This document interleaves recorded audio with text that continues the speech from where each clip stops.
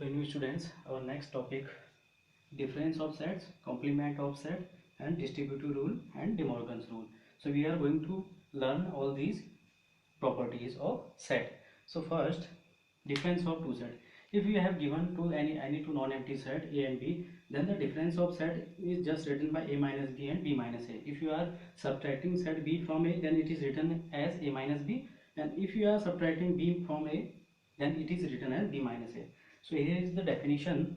A minus B is equal to x such that x belongs to A but x does not belongs to B. Means a minus B की value क्या हो जाएगी, ए में से हम B के element को हटा लेंगे तो क्या आएगा, A minus B equal to X, और एक्स कैसे होंगे, X is such that X जो है ए के एलिमेंट तो होंगे but does not belongs to B, क्योंकि बी वाले आपने ए में से हटा दिए हैं. सिमिलरली अगर हम बी माइनस ए की बात करें तो क्या हो जाएगा, बी माइनस ए में कौन से एलिमेंट आएंगे, X such that X belongs to B, X जो है वो बी के एलिमेंट को तो बिलोंग करेगा बट बी में जो ए वाले एलिमेंट हैं उनको बिलोंग नहीं करेगा, वो सबट्रैक्ट हो जाएंगे. Hence x such that x belongs to B but x does not belongs to A. मतलब B के एलिमेंट आएंगे, A के एलिमेंट जो B में कंटेन कर रहे हैं वो नहीं आएंगे. Here is the graphical representation, Venn diagram. तो A माइनस बी में क्या हो जाएगा स्टूडेंट्स, आप देख सकते हैं एक वेन डायग्राम बनाया है, यूनिवर्सल सेट हो गया, सेट ए सेट बी. तो A माइनस बी, ए में से B के एलिमेंट हटा देंगे तो ये पूरा A है. क्लियर स्टूडेंट्स, बट ये जो बीच का पोर्शन है इसमें B के भी एलिमेंट आ रहे हैं तो हम क्या करेंगे, इस पूरे ए में से बी वाले पोर्शन को हटा देंगे तो लेफ्ट दो पोर्शन बचेगा हमारा, ये वाला पोर्शन शेडेड, तो शेडेड एरिया जो है वो ए माइनस बी को रिप्रेजेंट करेगा.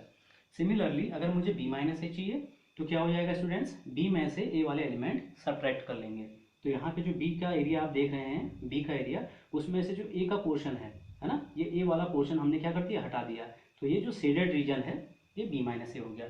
सो here are some properties of set के डिफरेंस से related. So first property, A minus A equal to 5. किसी सेट को हम उस सेट से अगर माइनस कर दें, सब्ट्रैक्ट कर दें तो जाहिर सी बात है नल सेट मिलेगा, 5 मिलेगा. दूसरा, ए माइनस यू इक्वल टू 5. अब एक बात बताइए, ए जो है यूनिवर्सल सेट के अंदर कंटेन कर रहा है, ये पूरा जो है यूनिवर्सल सेट है, ठीक है, और ये है ए. तो एक बात बताइए, अगर मैं ए में से यू को माइनस करूँ तो ये तो कोई बात ही नहीं हुई है ना. यू जो है अपने अंदर कंटेन कर रहा है ए को, यूनिवर्सल सेट ए को अपने अंदर कंटेन कर रहा है, तो मैं इसमें से इसको तो माइनस कर ही नहीं सकता ना. और अगर इसमें से इसको माइनस करूंगा तो क्या मिलेगा, 5 मिलेगा मुझे, क्योंकि ए तो पूरा ही सब्ट्रैक्ट हो गया. ए माइनस 5 इक्वल टू ए. किसी भी सेट से अगर नल सेट को हटाएं, नल सेट मतलब जिसमें एक भी एलिमेंट ना हो, तो किसी भी सेट से अगर हम 5 को माइनस करें तो हमें क्या अल्टीमेटली वही सेट मिलता है. फिर चौथा है, A minus B union C equal to A minus B intersection A minus C. Students यहाँ पे एक चीज़ याद रखना हमेशा, अगर किसी सेट में से हम किसी के यूनियन या इंटरसेक्शन को माइनस कर रहे हैं तो अगर बाहर से माइनस साइन है, बाहर से अगर माइनस साइन है तो अंदर जो भी ऑपरेशन है उसका साइन चेंज हो जाता है. मतलब अगर बाहर से माइनस है, अंदर ऑपरेशन यूनियन है, तो वो कन्वर्ट हो जाएगा किसमें, इंटरसेक्शन में. और बाहर अगर माइनस का साइन है और अंदर इंटरसेक्शन है तो ये माइनस का साइन इंटरसेक्शन को चेंज कर देगा यूनियन में. क्लियर स्टूडेंट्स, तो यहाँ पे A minus B union C convert हो जाएगा, A minus B union convert हो जाएगा इंटरसेक्शन में ए माइनस सी. क्लियर है. दूसरा, ए माइनस बी इंटरसेक्शन सी, ए माइनस बी, अब माइनस साइन है तो इंटरसेक्शन कन्वर्ट हो जाएगा यूनियन में ए माइनस सी. क्लियर हो गया. छठी प्रॉपर्टी, इंटरसेक्शन एडिशन जो होता था ना, मैट्रिक्स का एडिशन जो होता है वो कम्यूटेटिव रूल को होल्ड करता है, बट इंटरसेक्शन जो होता है वो कम्यूटेटिव रूल को होल्ड नहीं करता है. Means A minus B never be equal to B minus A. यहाँ आप देख सकते हैं ए माइनस बी ये वाला पोर्शन आ रहा है और बी माइनस ए ये वाला पोर्शन आ रहा है, तो क्या ये दोनों पोर्शन इक्वल हो सकते हैं, ये दोनों पोर्शन इक्वल नहीं हो सकते हैं. केवल एक कंडीशन में इक्वल होंगे, when A equal to B, यानी जब सेट ए और बी दोनों आपस में इक्वल हों, अदरवाइज कम्यूटेटिव रूल होल्ड नहीं करेगा. नेक्स्ट आता है complement of a set. Complement of set को हम डिनोट करते हैं ए के ऊपर या तो सी, है ना, ए के सब्सक्रिप्शन में सी, या फिर ए डैश से. होता क्या है complement of set, complement of any set is X such that X does not belongs to A. मतलब कहने का, जब हम यूनिवर्सल सेट में से किसी सेट को माइनस कर देते हैं तो हमें उस सेट का कॉम्प्लीमेंट मिल जाता है. सपोज अगर कोई सेट ए की बात करूं तो ए का कॉम्प्लीमेंट क्या हो जाएगा, you minus A. Universal set में से अगर मैं सेट ए के एलिमेंट को सब्ट्रैक्ट कर दूं तो मुझे कॉम्प्लीमेंट मिल जाएगा. क्लियर है. जैसे एग्जाम्पल ले लेते हैं, ये यूनिवर्सल सेट में एलिमेंट है सपोज 1 2 3 4, ठीक, और ए में है मान लीजिए एलिमेंट 1 और 2. क्लियर है. तो जो ए का कॉम्प्लीमेंट हो जाएगा वो क्या हो जाएगा students, you minus A, that is you में से एक एलिमेंट 1 और 2 को हटा देंगे, ये दोनों हट गए, तो क्या बचा 3 और 4। Clear students? तो ये आ जाएगा ए कॉम्प्लीमेंट। क्लियर? ये वेन डायग्राम के हेल्प से देख सकते हैं, ये पूरा आपका रेक्टेंगुलर जो है यूनिवर्सल सेट है, इसके अंदर जो है ये वाला पोर्शन जो है सेट ए है, और ए का कॉम्प्लीमेंट कौन सा हो जाएगा? Shaded region. ये जो शेडेड रीजन है, यानी यू में से ए को हमने हटा दिया, तो ए अगर हट जाएगा तो जो शेडेड रीजन है ये किसको बिलोंग करेगा? ए कॉम्प्लीमेंट को। क्लियर है? नाउ इसकी कुछ प्रॉपर्टी होती है कॉम्प्लीमेंट की। A union A complement always भी इक्वल टू यू। आप देख सकते हैं डायग्राम से, ये ए वाला पोर्शन है और ये जो बाहर का शेडेड पोर्शन है ये कॉम्प्लीमेंट है। इन दोनों का अगर मैं यूनियन लूँ तो मुझे क्या मिल रहा है? ये पूरा यूनिवर्सल सेट मिल रहा है, तो यू के बराबर हो जाएगा। A intersection A complement is equal to 5। आप देख सकते हैं स्टूडेंट्स, ये ए है और ये बाहर वाला पोर्शन ए कॉम्प्लीमेंट है। क्या इन दोनों में कोई चीज़ कॉमन आ रही है? यहाँ पे आप देख लीजिए एग्जाम्पल में, ए जो था 1 और 2 था, ए के कॉम्प्लीमेंट में क्या है? 3 और 4। क्या 1 और 2 और 3 और 4 में कोई कॉमन है? नहीं है। तो हमेशा याद रखिए, ए का इंटरसेक्शन ए कॉम्प्लीमेंट के साथ अगर हम लें तो दोनों क्या हो जाएंगे? 5 मिलते हैं। ठीक है? Null set. यू का कॉम्प्लीमेंट मतलब यू में से यू को, यूनिवर्सल सेट में से यूनिवर्सल सेट को माइनस कर दो, दैट इज 5। कुछ मिलेगा ही नहीं element, 0। A minus A complement always भी इक्वल टू ए। आप देख सकते हैं ये एक सेट ए है और ये बाहर का पोर्शन जो है इसका कॉम्प्लीमेंट है, तो अंदर वाले पोर्शन से बाहर वाले पोर्शन को माइनस करने का मतलब अंदर वाले पोर्शन में बाहर वाला कोई एलिमेंट आएगा? नहीं आएगा, है ना? यहाँ आप देख लीजिए, ए में एलिमेंट है 1,2, कॉम्प्लीमेंट में है 3,4। अगर मैं इसमें से इसको माइनस करूँ तो कोई एलिमेंट है ही नहीं। ए और बी तो क्या है? ए और ए कॉम्प्लीमेंट क्या हो जाएंगे? एक दूसरे के डिसजॉइंट होंगे, तो अल्टीमेटली मिलेगा क्या? मुझे ए ही मिल जाएगा।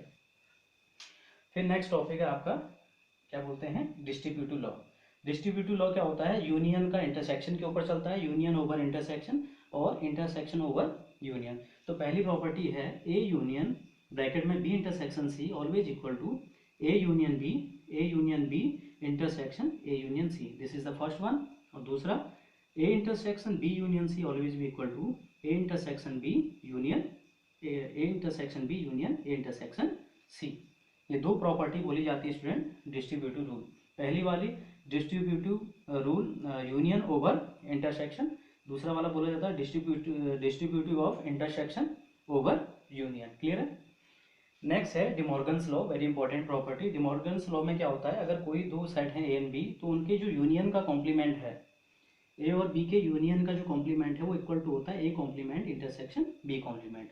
यहाँ एक चीज़ याद रखना, अगर यूनियन का कॉम्प्लीमेंट पूछा जाए यूनियन का, तो बाहर आके यूनियन कन्वर्ट हो जाता है इंटरसेक्शन में, और अगर ए और बी के इंटरसेक्शन का कॉम्प्लीमेंट पूछ रहा है तो ये इंटरसेक्शन बाहर आके क्या हो जाता है? यूनियन में कन्वर्ट हो जाता है। मतलब कहने का, ए और बी के यूनियन का जो कॉम्प्लीमेंट है वो होगा equal A complement intersection B complement के, एंड ए इंटरसेक्शन बी का जो कॉम्प्लीमेंट होगा वो इक्वल होगा A complement union B complement. Opposite हो जाता है ना, ये बाहर का अगर ये कॉम्प्लीमेंट अगर चेंज होगा तो यूनियन आपका इंटरसेक्शन में कन्वर्ट हो जाएगा। दूसरी वाली कंडीशन क्या है? यूनियन जो है ये जो कॉम्प्लीमेंट अगर अलग अलग लगेंगे तो यूनियन आपका चेंज हो जा रहा है किसमें? सॉरी, इंटरसेक्शन चेंज हो जा रहा है किसमें? यूनियन में। क्लियर है? इसको मैंने एग्जाम्पल से दिखाया स्टूडेंट, यहाँ पे आप देख सकते हैं इन दोनों को प्रूव करने के लिए। एक सेट ए 1 2 3 एलिमेंट, एक सेट बी 3 और 4 एलिमेंट, यूनिवर्सल सेट 1 2 3 4 5 एलिमेंट। सबसे पहले जो भी डिटेल चाहिए सारी निकाल ली हमने। ठीक है स्टूडेंट्स? हमने ए कॉम्प्लीमेंट निकाल दिया, यू में से को माइनस करेंगे 4,5 आ गया। बी कॉम्प्लीमेंट निकाल दिया, यू में से बी के एलिमेंट 3 और 4 माइनस कर दिए तो 1 2 5 आ गए। ए और बी का यूनियन ले लिया, ए और बी का यूनियन कितना आएगा? 1 2 3 4। क्लियर हो गया? ए और बी का इंटरसेक्शन क्या है कॉमन दोनों में? ए और बी में कॉमन पोर्शन कौन सा है? 3, तो 3 इंटरसेक्शन में आ गया। फिर हमने ए कॉम्प्लीमेंट और बी कॉम्प्लीमेंट का यूनियन लिया, ए कॉम्प्लीमेंट और बी कॉम्प्लीमेंट का यूनियन, तो ये मिल गया हमें 1 2 4 5। ए कॉम्प्लीमेंट और बी कॉम्प्लीमेंट इन दोनों का अगर हम इंटरसेक्शन लेंगे तो इंटरसेक्शन में क्या आ रहा है? 5, वो मिल गया। ए यूनियन बी का कॉम्प्लीमेंट, अब ए और बी का यूनियन ये रहा आपके पास 1 2 3 और 4। इसका हमें कॉम्प्लीमेंट चाहिए, दैट मीन्स कि ये एलिमेंट हमें माइनस करने पड़ेंगे किसमें से? यू में से। तो 1 2 3 4 1 2 3 4 माइनस हो जाएंगे तो क्या मिलेगा? 5, विच इज 5। फिर ए इंटरसेक्शन बी का कॉम्प्लीमेंट, ए इंटरसेक्शन बी में केवल एक एलिमेंट है 3 को यू में से माइनस कर देंगे तो मिलेगा 1 2 4 एंड 5। ठीक, नाउ यू कैन कंपेयर। अब आप कंपेयर कर सकते हैं ए यूनियन बी का कॉम्प्लीमेंट, ए यूनियन बी का कॉम्प्लीमेंट क्या वैल्यू आई? 5। A complement intersection B complement 5 हो गए दोनों इक्वल। फिर नेक्स्ट ए इंटरसेक्शन बी का complement 1 2 4 5, A complement union B complement 1 2 4 5, ये दोनों भी इक्वल हो गए। तो ऐसे स्टूडेंट्स हम इनको एग्जाम्पल की हेल्प से हम इन सबको प्रूव कर सकते हैं। ये जो डिस्ट्रीब्यूटिव रूल है इसको भी आप ए बी सी को कुछ वैल्यूज रख के, है ना, ए को 1 2 3 मान लो, बी को 2 3 4 मान लो, सी को 3 4 5, तो वैल्यूज रख के हम इनको प्रूव कर सकते हैं आइडेंटिटीज को। तो here is the all, thank you.